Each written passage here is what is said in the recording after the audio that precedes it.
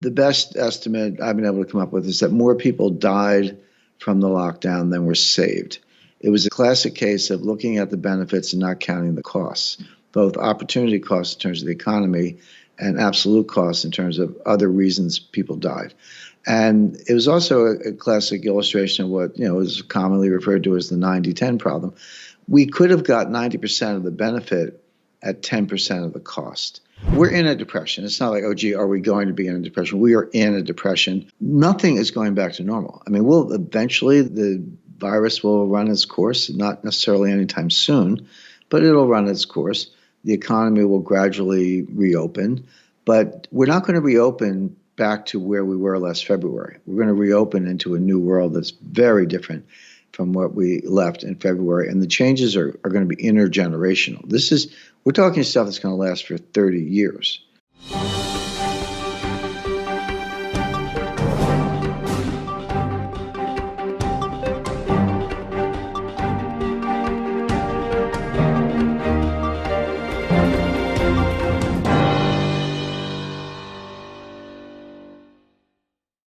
Welcome back to Liberty and Finance. I'm Reluctant Preppers. We have a first-time visitor today, Jim Rickards, well-renowned as an influential insider in several financial crises, author of Road to Ruin and Aftermath, and keynote speaker at the upcoming Sprott Natural Resources Symposium, is here with us this Tuesday, July 14, 2020. Jim, thanks for joining us this first time.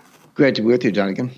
We have a number of questions that have been submitted by our viewers, and I'm only going to have time for a couple of those. But first, we wanted to get an indication from you of what the thrust of your address will be as a keynote speaker at the upcoming Sprott conference. Well, I'm going to talk about probably what people are most interested in, what most people are talking about, but hopefully I'll have some unique perspectives to offer, which is the pandemic, of course, and the global depression. I'm not a virologist or an immunologist, but I have recently completed a book on that subject, so I spent quite a bit of time doing a lot of research, and a lot of it is accessible to, as I say, people who are willing to read the medical journals and scientific papers and do the homework and so forth. So I can speak about that, but you spend a little bit of time on the pandemic. You cannot talk about the depression. You cannot talk about the economic collapse that's going on around us without understanding, what triggered it. And of course, that was the pandemic. Although I make the point that it's not that the virus caused the depression; it's the response function to the virus caused the depression. The virus is the virus. It's not a Republican or a Democrat or a liberal or conservative. The virus just wants to kill you, and that's all you really need to know. But how you respond to it as a matter of public policy, whether you do a lockdown, don't do a lockdown, what other steps you could take. Everyone looks at the benefits of a lockdown, and there are some. What about the cost? The costs were largely ignored. This is what happens when you put immunologists in charge of the economy as opposed to the other way around. I'll talk about that specifically. And then probably most importantly, from the audience's perspective, lean forward and just do a little bit of forecasting. I have pretty good predictive analytic models that have produced good results over the years, and I'll use those. I can explain how they work to the audience, and then we can get into specific asset allocations, some assets I would recommend and some that I would keep away from. You mentioned just a moment ago about the policy response to the pandemic being the direct action that caused the economic distresses that we're under right now. But isn't it true that there were significant fractures in the economy prior to and predating? I mean, example, the policy response by the Fed of the repo action starting in mid-September last year predated anybody's having anything on the radar about the pandemic. So could you talk to us about what you think the state of the economy was truly going into the end of last year? Yeah, that's a very good point. The economy was weak. So this idea that, you heard from Trump and Larry Kudlow and others in the White House, the greatest economy in history and all that stuff. I mean, if you're talking about nominal GDP, I guess, but that's always true, outside of a recession. But it wasn't really true, meaning post 1980, the average annual growth rate in an expansion was about 3.2%. Since the last recession, prior to this one, ended in June 2009, the growth rate was 2.2%. So we were already looking at 10 years of growth, a full percentage point below trend. below the post-1980 trend. If you go back to 1945, the trend was even higher. It was closer to 4%. So if you have a 4% trend line and a 3.2% trend line, and then you get a 2.2% trend line, which is what we have, that gap, the difference between the 3.2% that you're capable of and the 2.2% that you're actually doing, that's lost wealth. And that had added up to over $5 trillion between 2009 and 2019. And there was no discernible difference between Trump and Obama. Different people, different styles, different policies. I understand that. The economy was not materially different. The annual growth rates clustered around that 2.2% number. We never had a 3% year. From 2009 to 2019, we never had a single 3% year. Some years came close, 2.8, 2.9. Other years were weaker, maybe 1.6, but they mostly, and quarters, are more volatile. Right? We had a couple 4% quarters, but that's not a year. They clustered, the annual growth rates clustered around that 2.2% number from 2009 to 2016 and from 2017, 2018, 2019. In other words, the Trump economy looked a lot like the Obama economy. What they had in common was they were weak. People forget, it wasn't that long ago, from October 1st to December 24, 2018, not even 2 years ago, we had a 19% crash in the major stock market indices. It came within a whisker of a technical bear market. Okay, it didn't cross 20. That's the conventional definition. But 19 is pretty close to 20 if you ask me. And then we had the Christmas Eve massacre. And then that's when Jay Powell got religion and announced that first he was going to pause, be patient. First he was going to pause on rate hikes, which they were doing at the time. Then they were going to be patient. Then they were going to do rate cuts, which they did. And then they ended quantitative tightening, which was the reduction in the money supply by mid-2019. So we had a weak economy, below trend growth, and a little bit of a Fed rescue before what you're talking about, and you're absolutely right. There was a serious kind of heart attack in the repo market, in the collateral market in September 2019, well ahead of the pandemic. We still don't know the exact cause of that in terms of the name of an institution, but it's pretty apparent that somebody was in trouble, either a hedge fund or a bank, or maybe a hedge fund and the banks that lent to it. But it was part of a global dollar shortage. And you say to yourself, well, wait a second. After 2008, the Fed printed $4 trillion. How can you have a dollar shortage? Well, the answer is, the Fed printed $4 trillion, but the world created $100 trillion of debt.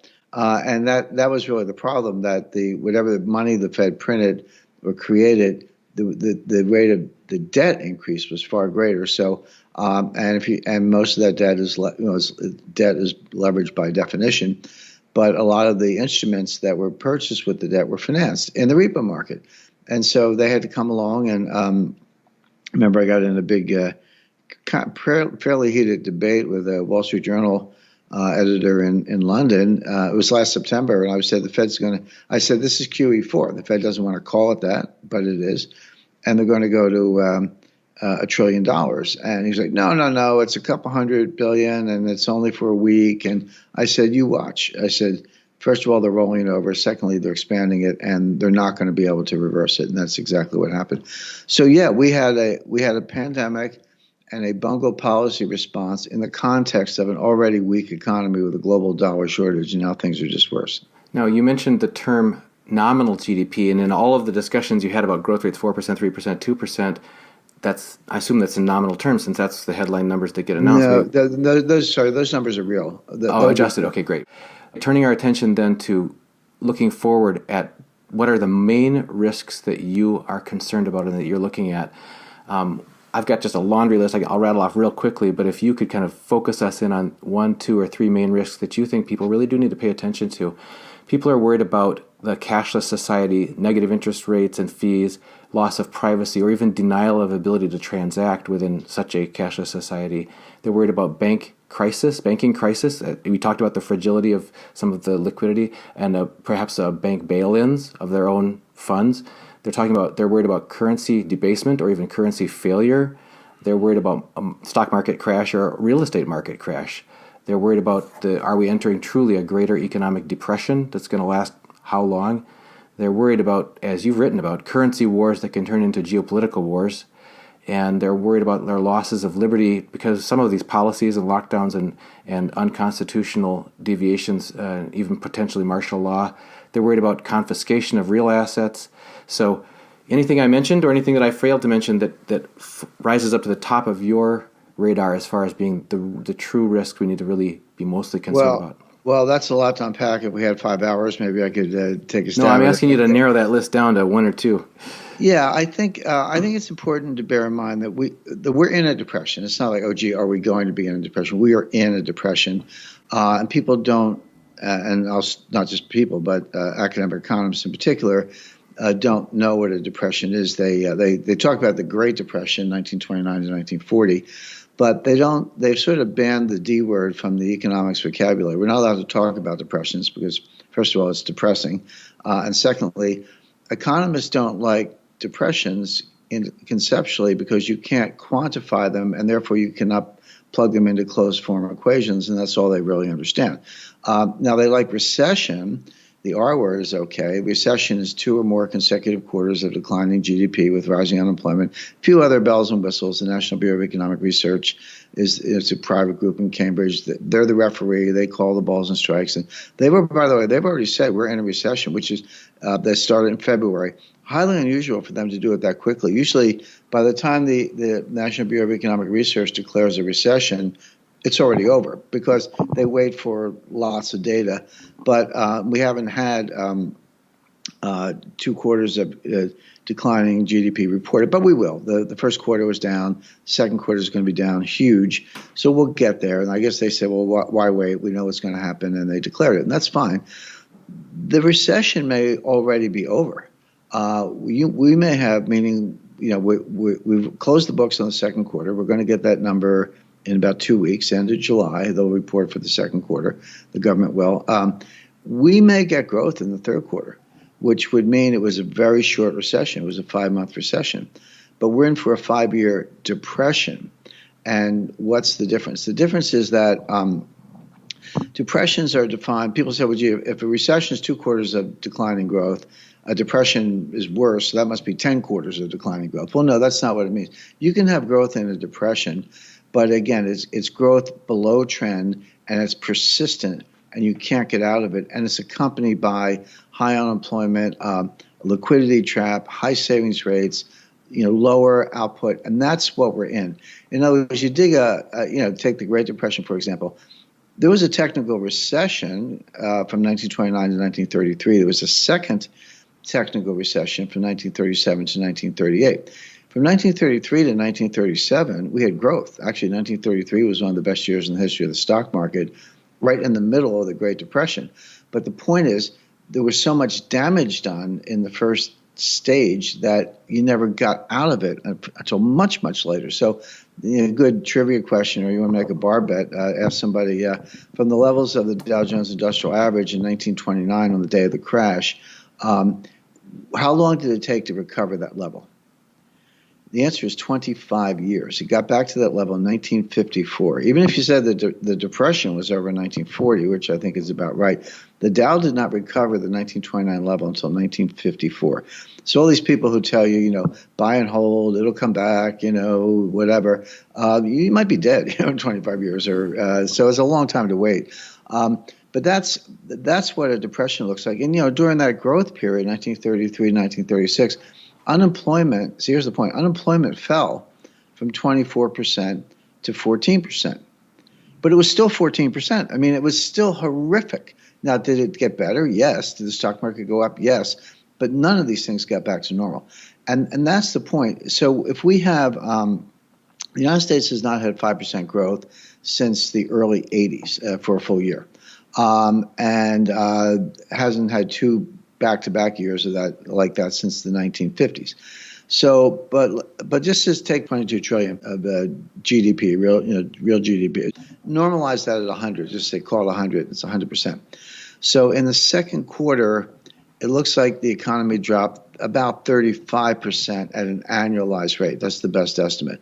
Well, in terms of absolute numbers, you have to divide that by 4 because it was only 1 quarter. So call it call it 10% for a number. I mean, I know it would be 7.5, but just call it 10% for a number. Well, if you drop from 100 to 90, right, and then you have 5% growth, well, 5% of 90 is 4.5, so that gets you to 94.5. And then you have another year of, let's say, 4% growth. Well, that's about another 3.6. So you get up to like 98 or 99, you're still not back to 100. So my point is we're not going to re-achieve 2019 levels of output until 2023 at the earliest. And we're not going to get to 2019 levels of unemployment until 2025. That's a depression, and that's what people are not ready for. And by the way, I don't think growth is going to be 5%. I think it'll be more like 1.7%, and it was even lower than the prior trend. And that's the big picture. There's lots behind that. You get into very high debt to GDP ratios. You get into, I mean, monetary policy does not work. You can print money. The Fed's printing money. They're good at that, and they're propping up the stock market. But stop calling it stimulus. People go, oh, the Fed's doing stimulus. They're not doing stimulus. They're printing money. But there's no stimulus because there's no velocity. And that's what monetarists, neo-Keynesians, and Austrians, for that matter, don't understand, is that money printing does not cause inflation. It just doesn't. I mean, Ben Bernanke printed $4 trillion between 2008 and 2014. Where's the inflation? I mean, I know shadow stats, but that's they just make up the numbers. There is no inflation. There's no inflation today. The biggest problem today is deflation. So there's no correlation between money supply and inflation. What causes inflation is velocity, the turnover of money. And velocity is a psychological phenomena. The Fed doesn't understand that. It's beyond the Fed's control. They can't. How do you change the psychology if you're just a central banker?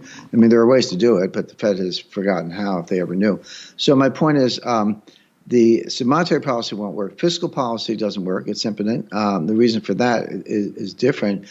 Is the Congress spending money? Yes, they're spending $5 trillion more than they're taking in. But it is not stimulative. Again, don't call it stimulus. They're just spending money. So, but the reason it's not stimulative is because the debt to GDP ratio is well over 90%. It was 106% going into this depression. It's now approaching 130%. We're catching up to Greece and Italy and Lebanon, and so maybe someday we'll pass Japan. But it's one of the highest in the world, highest since World War II. And the research is very good. This is now I'm referring to Ken Rogoff of Harvard and Carmen Reinhart, who was at Harvard, now chief economist of the World Bank. They've written books, done articles, done studies, hundreds of countries over hundreds of years. Developing economies, developed economies, all economies, it all shows the same thing, that when debt to GDP levels exceed 90%, the Keynesian multiplier, if there ever was one, goes below 1. In other words, you can borrow $1 and spend $1, and you only get maybe 90 cents of growth. In other words, you cannot borrow and spend your way out of a recession when your debt to GDP ratio is that high, and it is that high. So can the Congress spend money? Yes. Can the Fed print money? Yes. But neither of those policies are stimulative. Neither of them are going to solve the problem. We're stuck in this depression for a long time. Okay, so that's your biggest concern. I mean, that's what I was trying to get at, is what keeps you up at night, or what would people really need to be aware of. You're telling us, folks, we are in a depression. It's going to be a major one. It's going to last a long time. It's going to be a long time till we see unemployment numbers recovering significantly and that sort of thing. Correct. Anything else on that list, or anything I forgot to list? Yeah, well, we're going to get deflation out of that. People are not ready for that. So many smart people. Jeff Gundlach, Bill Gross, Dan Isaacson at PIMCO, Russell Napier. They're all smart people. I mean, I read all their stuff, but they're all running around talking about the inflation's coming and the bond bubble and short bonds. The bond market's going to blow up. And no, that's not going to happen because interest rates are going to continue to come down. Most people, they may know it conceptually, but they're not careful about distinguishing between nominal interest rates and real interest rates. Nominal interest rates are low. They're close to all-time lows. But real interest rates are not, because as long as the nominal rate is higher than inflation, or heaven help you if you get into deflation, the real rate is going up. So what happens when you raise real rates in a weak economy? It gets weaker. We're in a liquidity trap. Savings rate in May was 33%. I mean, it had been running along about 5 or 6% for a decade or more, and all of a sudden it goes to 33%. What does that tell you? It tells you that people don't want to spend. It has nothing to do with the lock. Well, it started with the lockdown, but the important thing to understand about the lockdown, which was, again, the policy response to the pandemic, nothing is going back to normal. I mean, eventually the virus will run its course, not necessarily anytime soon, but it'll run its course.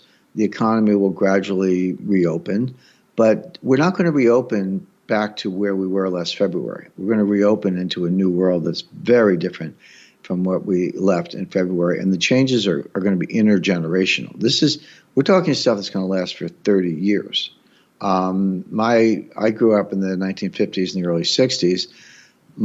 I didn't live through the Great Depression, but my parents did, and my grandparents did, and they were my influences. So when I was a 9-year-old kid, we used to go around the neighborhood with wagons and collect newspapers and tin cans. We weren't doing it for environmental reasons. Maybe it helped the environment, but there was steel and tin, and you bet. Well, yeah, you can make tanks out of it. Who knew if we had to fight another war? We saved rubber bands. I mean, we were very frugal, and it wasn't until the late 60s when the baby boom really came of age that it was like, party till you drop. But the 50s and the 60s were characterized by the intergenerational impact of the Depression of the 1930s and also the war years. And by the way, there was a study that came out by a couple of economists. One worked for the Federal Reserve Bank of San Francisco. The other one was an academic. They took, it was a great study, they took 15 pandemics in which 100,000 or more people died since the Black Death, since the 14th century. There were 15 pandemics that fit that criteria. All right. First of all, the one we're in now is going to end up being the fourth largest. It's about, in terms of fatalities, it's about 6th on the list right now, but it's going to end, at the rate we're going, it's far from over, it's going to end up being 3rd or 4th after the Black Death, the Spanish flu of 1918, and the other big one was the Asian flu of 1957. But this COVID is going to be probably 4th on the list. So even out of those 15, it ranks high. But what they showed was that the economic effects of those 15 large pandemics in the last 600 years, it took 30 years for interest rates to get back to normal. 30 years, not 30 months or anything less than that. And the effects I had reached this conclusion on my own, but their study, which I thought was brilliant, added a lot of empirical weight to that, which is that this is something that's going to affect us for 20 or 30 years, not a year or two. So I can understand how the economic devastation caused by the loss of 50% of small businesses, 40 million people unemployed, that takes a long time that's a lot of wreckage. It takes a lot of time. It's destroyed a lot of reality in the economy. Right. It takes a while to gain that back. When you said we're not going back to anything like what we had before, what exactly did you mean by that and why? Well, once people get used to not spending, I was of a farm up in the mountains. I'm in Portsmouth, New Hampshire now, but I have a farm up in the mountains in New England. I spent most of the lockdown period up there. We were safe. I mean, we had a very low incidence, and we were fine where we were.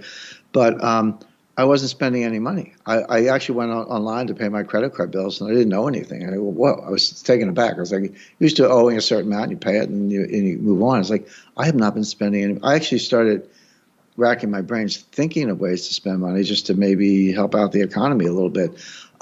Well, those are habits, and once you break that spending habit, it doesn't come back right away. I saw a picture online this morning. It was some restaurant, and they had reopened with outdoor seating. Fine, but they had these clear plexiglass partitions between the tables, and the waiters were wearing not just masks, but an entire face shield and latex gloves, and they were holding the meal out at full distance, and then the customer could pick it up. And I said to my wife, and we used to go out to dinner all the time, I said, that restaurant's open. I said, but do you want to go there? And she said, no, and neither do I. And my point is, just because the economy reopens doesn't mean that people are hopping on planes, going to resorts, booking cruise ships, or going to restaurants. It doesn't mean that at all. First of all, the economy is not reopening. They tried and failed. The outbreak is getting worse in many places.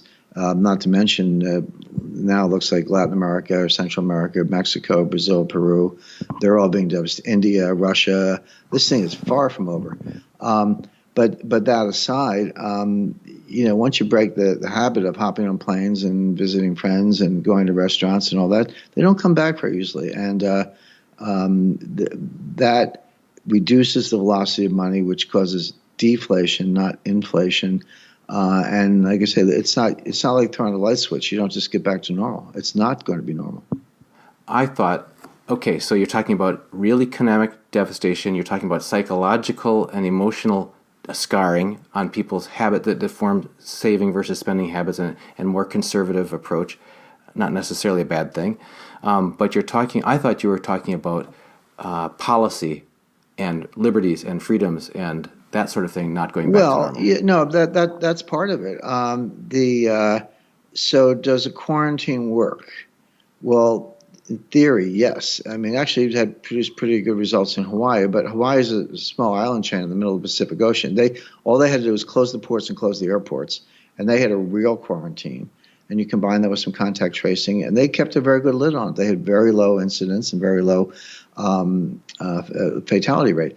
But that's almost impossible to do. That's pretty much, you have to be an island. And as I said, I just wrote a book on this. And when I started doing my research for the book, I mean, a zillion medical journals, Lancet and Journal of the American Medical Association. I went through all that, but there were no books on the subject. I expect my book is going to be the first book on it. But so where could I turn for research or learning to write my own book? Well, I did a deep dive on the Spanish flu of 1918 because that was the worst pandemic of since the Black Death. More people actually died in the Spanish flu than in the Black Death. And that was, I thought, a good analog for what I was trying to understand. And like I say, the psychological and mental health effects were greatly underestimated. There were, in the 1920s and 30s, there were more studies on it. But yeah, I mean, people die, that's bad. Or you get sick and recover and you have a tough time, that's bad. Or maybe you survive, but you have some permanent disability, I mean, brain damage or whatever. Those are all really bad things. But that doesn't begin to capture the deleterious mental health, or psychological or psychosocial aspects of it.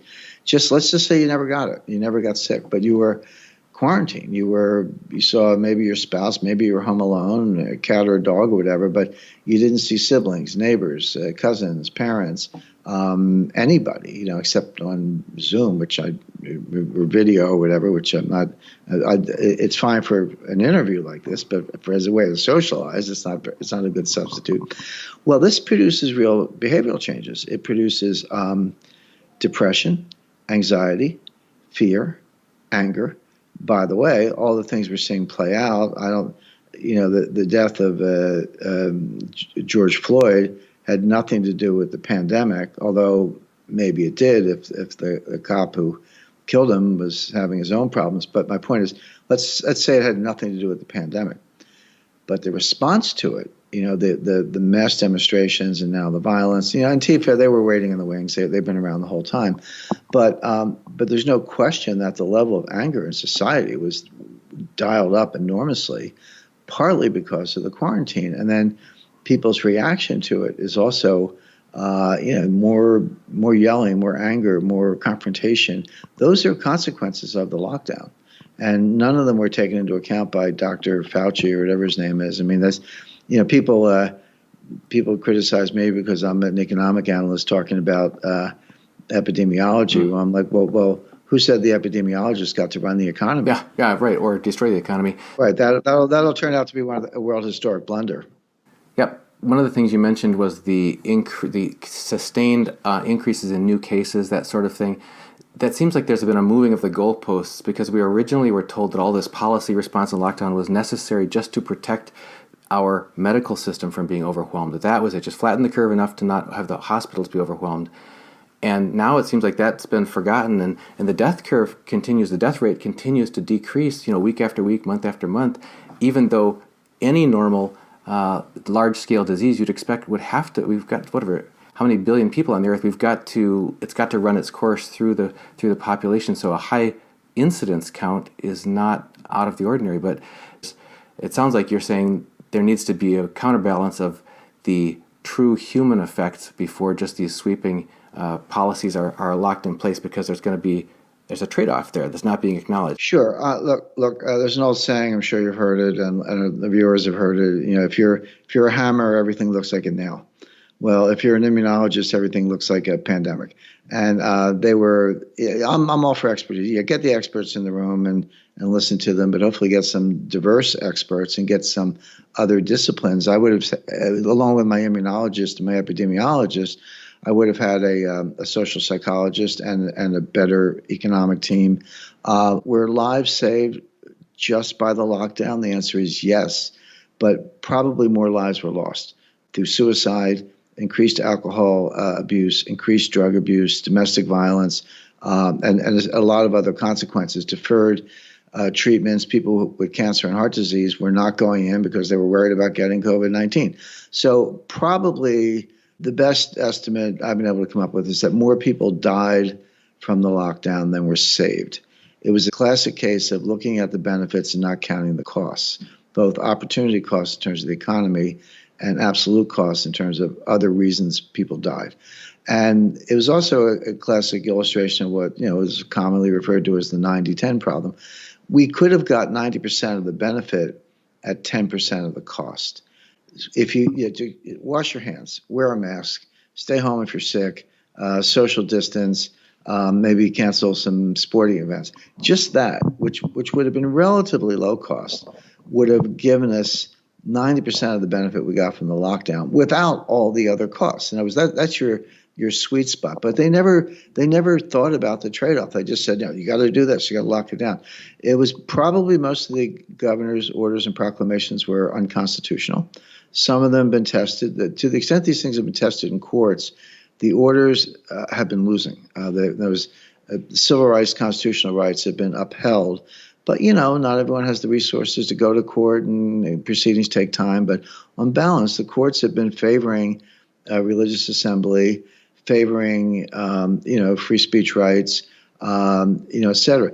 And unless you can literally do the Hawaii thing, physically lock it down, and you can't do that in very many places, certainly not for a country or a continent, you get much better results when you rely on voluntarism. In other words, I go to a store and the store says, our policy is you have to wear a mask. Okay, that's voluntary. I don't have to go there. I can choose. If I choose to go in, I'm going to have to wear a mask because the owner chose to require masks. That's not the governor of the state of New Hampshire. That's not Donald Trump. That's a voluntary decision by an entrepreneur, and I make a voluntary decision as a consumer. And if I don't want to wear a mask, I just go to a different store. So my point is that kind of voluntarism where we retain liberties, but we do smart things, that works the best. You've written extensively on the role that gold can and should play both in individual people's finances and at the national and international level. We have a question here from Hugh Mungus, and there's another one related to it, but it says, does the U.S. still have 8,000 tons of gold? Strategically, how will the U.S. outmaneuver China with regards to its suspected 20,000 tons of gold in regards to potential new gold standard? If the U.S. allows China to determine a new reserve currency formulation, is it handing China true superpower status and condemning the West to severe economic consequences for generations? Well, there's your basic six-part question. Let me try to unpack it a little bit. Okay, so the U.S. has 8,133 tons. Of course they do. It's not all in Fort Knox, by the way. About less than half of it's in Fort Knox. Most of the rest is at West Point. I think it's interesting that they're both military forts. We don't leave this in the banks. But it's divided between Fort Knox and West Point. Yes, we have the gold. Now, could it be leased? Yeah, it could be leased, but people don't understand gold leasing. It's just a way to get, like a 1% return on your gold. They think when you lease the gold to a bank, the bank backs up a truck and takes the gold away. They don't. The gold is still there. It's just a paper transaction with a right to rehypothecate, and that's how the gold leasing market works. But the guy who's short the gold is the guy who leases it, because if the lessor wants it back and you've sold it on paper on an unallocated basis to a bunch of customers at 10 to 1, you're the one who's short, meaning the banks have a problem, not the U.S. government. We have the gold. China, 20,000 tons. Not the government. Maybe all the people in China. I get in this debate with my Indian friends all the time because the Reserve Bank of India has about 500 tons, and people go, well, there's 15,000 tons in India. I said, well, there might be 15,000 tons in India, but it's in temples and brides' necklaces. It's not in the Reserve Bank vaults. So the Chinese government doesn't have 20,000 tons. I'm sure they have more than they report. I'm sure they're lying about it. And they have an off-the-books sovereign wealth fund called SAFE, State Administration for Foreign Exchange, run by an ex-PIMCO guy, very sophisticated operation. That's where they keep the gold, not in the People's Bank of China. But how much more? They report about 2,300 tons, give or take, maybe a little bit more than that. Could they have 5,000 tons? Sure. They don't have 20,000 tons. Okay, that's number one. Number two, they're not going to start a reserve currency. To be a reserve currency, you need a lot more than a printing press. You need a bond market across all maturities. You need a liquid bond market. You need a repo market. You need a futures market. You need a when issued market. You need repurchase agreements. You need, and above all, you need a rule of law. Why would you do $1 billion, 7-day repo with China when you had no confidence that they wouldn't renege on the whole thing, tomorrow morning? Chinese lie about everything. They do not keep contracts. They do not keep commitments. They do not keep promises. They don't have any of the intangibles, the trust and confidence and rule of law factors you need to be a reserve currency. Now, could the special drawing right be a global reserve currency? Possibly. Could you come up with a digital crypto SDR backed by gold? Possible. So there are reasons to, if you run the dollar system, there are reasons to look over your shoulder and ask yourself if there's a competitor coming along. But it won't be anything put out by China or Russia or even Europe for that matter.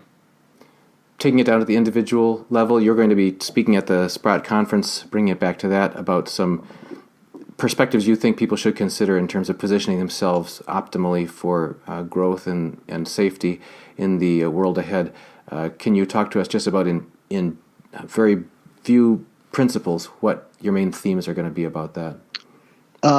Yeah, I think it's going to be what we talked about at the beginning of this interview, which is I'll start with some introductory materials. I usually describe how my models are constructed because they're completely different than the models that any central banker or academic or Wall Street uses. So if you're just another guy with the same model everyone else has, you don't have any value added, and you're not coming up with anything that's unique or contrary to sort of conventional wisdom. So usually talk a little bit about the models, but I'm going to talk about what I said. The pandemic, the depression, and asset allocation. I tell people the story of a guy named Hugo Stinnes. Hugo Stinnes was a German industrialist who lived at the time of the Weimar hyperinflation. He had a longer life, but he was around 1921 to 1923. And he went out in the early stages of that and borrowed an enormous amount in Reichsmarks. He then went out and bought hard assets, coal, steel, tankers, transportation, etc. He then waited out the hyperinflation. He paid back all his debts on with worthless money. He said, here's your money back. By the way, it's not worth anything. And he kept the hard assets. And he ended up as the richest man in Germany. And his nickname was in German, my German's not very good, but it's like Inflationkönig, which means the inflation king. But he became, as I said, the richest man in Germany. So here you had one of the most incredibly destructive, wealth-destroying, middle-class destroying hyperinflations in history. And yet this guy ends up as the richest man in Germany because he knew what he was doing. Same thing in the 1920s. Who was ramping stocks in the late 1920s and then shorted them all in 1929? Joseph P. Kennedy, who ended up as one of the richest men in America after the crash. So my point is, even in the worst two-day stock market crash in history or the worst hyperinflation in history, practically, you can get rich. You just have to see it coming and know what you're doing. Jim, you've been generous with your time. I know our time is short, so we want to let you go. Before we let you go, if people want to follow more of your work, in addition to reading your books, Road to Ruin and Aftermath, anywhere else that they should get connected? Yeah, thank you. I'm pretty active on Twitter at James G. Rickards. And I recently opened an account on Parler. That's just at James Rickards. I actually got my name without using my middle initial. So at James G. Rickards on Twitter, at James Rickards on Parler. And my new book, which I'll be talking about at the Sprott conference, is coming out in October. Thank you. We've been speaking with Jim Rickards, author of an upcoming book about the policy response to the COVID-19 and what we can do better next time. Jim, thank you for joining us this first time on Liberty and Finance. Thank you. If you've decided that now is the right time for you to protect your family's financial future by acquiring physical precious metals, gold and silver, I'm delighted to let you know that I have now become a licensed dealer's representative for Miles Franklin, one of the oldest and most trusted names in bullion dealerships. And we can provide you with physical delivery to your personal possession or to professional vault storage or precious metals IRAs. Just email me at libertyandfinance@protonmail.com, and please include your name and phone number in your email to libertyandfinance@protonmail.com. We'll get right back with you and find out how to best meet your needs so that you can either begin or increase your acquisition of physical precious metals now and protect your family's future starting today.